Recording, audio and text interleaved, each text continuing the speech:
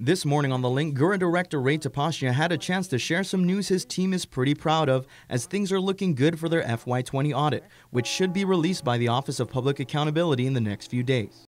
We're tracking to have the best audit in GHURA's 58-year history.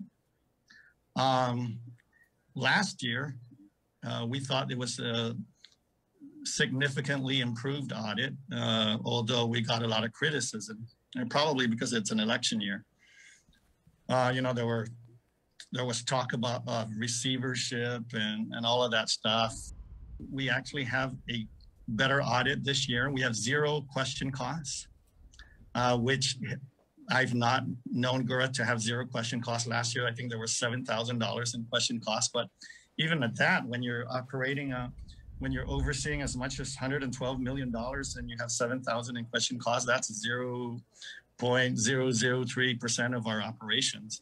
According to Topasna, they're on their way to having the Housing Authority's best audit, but even at that, it's not spotless. And like I said, when you handle the amount of money we handle, there's bound to be a different interpretation of our regs, but we actually got a clean audit on financials, which means all the numbers add up. Right. And then 3 of the major 4 programs that we audited, we got clean audits on those.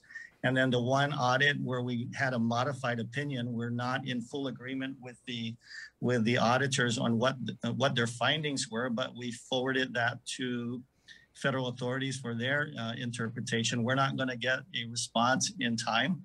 So it is what it is. I mean, we disagreed with what they said. Last year, there was a bit of back and forth between the Housing Authority and the Office of Public Accountability with the thought of GHURA going into receivership and having a third-party custodian.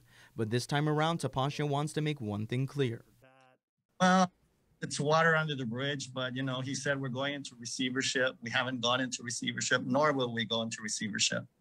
So I'll leave it at that. For Guam's News Network, I'm Peter Santos.